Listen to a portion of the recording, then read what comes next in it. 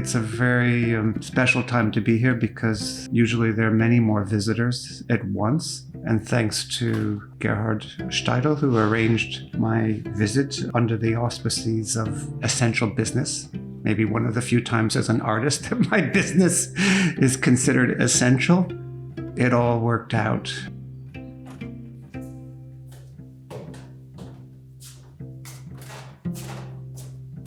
I love working with Steidl because the Steidl philosophy is one that encourages artistic authorship.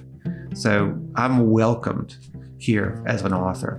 My participation is critical all along the way. So however it ends up, I have to take a certain amount of that responsibility for the things that are working and the things that aren't. And at the same time, the input from Gerhard is helpful in critical ways because he sees it from the perspective of being a seasoned bookmaker. The yellow is out and it is more dense, and the grass is getting better.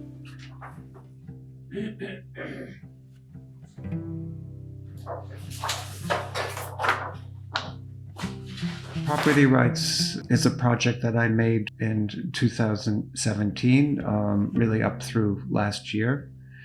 And it was instigated by time that I spent late in the resistance action at Standing Rock, on the Standing Rock Sioux Reservation in North Dakota.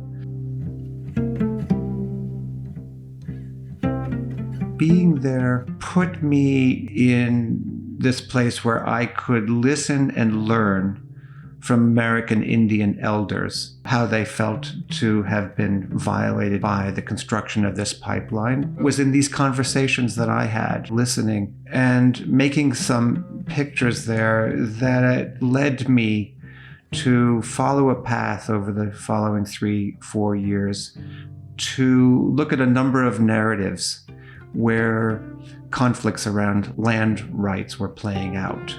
Who owns the land, at what cost, and with what rights? So in the beginning, property rights was very much about this conflict between industry and community. But as I went on, and as this project was continuing into this year of the pandemic, when the murder of George Floyd happened, which ignited this international protest, but the strengthening of the Black Lives Matter movement, the very concept of property all of a sudden was expanding for me in a way that felt very relevant, very integral to this project. Our bodies are our most sacred property. How vulnerable they were made by COVID, but for a African American or for a person of color, how much more fragile and vulnerable they were in the times that we were living in. I'm always interested in setting out with a certain direction, but allowing it to be elastic. So I have brought all of my chromogenic prints, a whole set of them from New York, of all the images that I'm reproducing in property rights. And here looking at a double-page spread that's from this image. And you can see the lurking magenta in my C print that's been neutralized here in the proof. So I use my prints to set the direction, but I also begin to look at the pictures as they translate to this new medium that's a step toward what the work will look like when it's on press. So one by one, we go from image to image. Sometimes we have to make 2 or 3 proofs and work toward the best balance, the best compromise, accepting the fact that ink on paper is going to look very different than this chemical process of a chromogenic print. Politics, I think,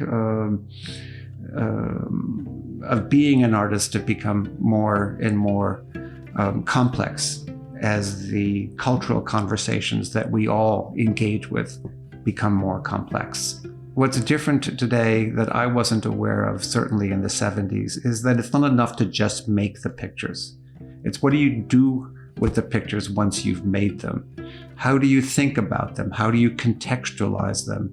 If you're going to publish a book, and that seems so pertinent because that's what I'm here doing now.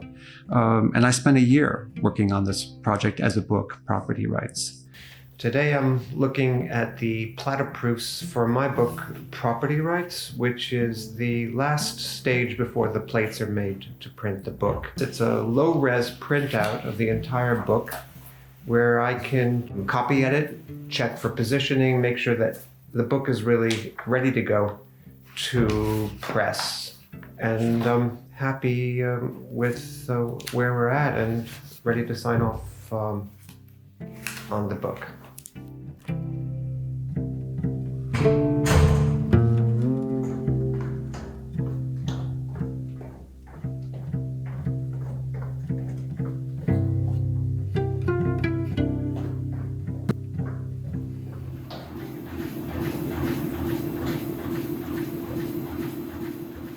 There's an intimacy to books because you can hold them in your lap. You can go back to them. You can read them in multiple ways. Books were how I first learned about photography and how I continue to learn about photography. And so the challenge of how to make a book is one that I find, thrilling and daunting.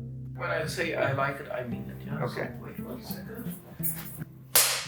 Take one. So from outside to inside, at first the cloth. This is my vote. That fits very well. And this is iris, and that's always available. Great. From the cloth to the front end paper. Okay. This is my vote. Kalkau fits always. And also you recommended this with the grain as a stronger paper? Yeah, this is 130 grams, and it's a cotton fiber, and that's much stronger than the other one. That's Good. A cheaper version. Okay. And the book is heavy. Et voilà. I think it's good, and it's good when you see it next to the To the type. cool gray, Yeah. and next to this one. Yeah.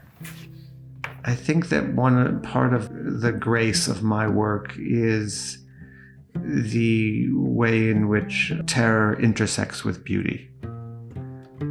And that my pictures still have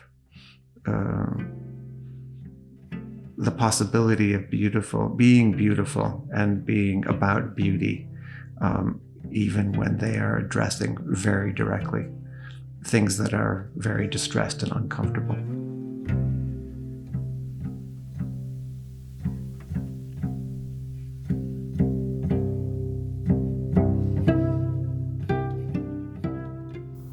It's hard to describe the moment that the book is printed and I'm handed the effigies, folded and gathered sheets of the book. There's this wonderful elation and I think liberation as well to realize that it can now find its way out into the world and end up in unexpected places, far-flung countries, sitting in bookstore windows, and free me to move forward.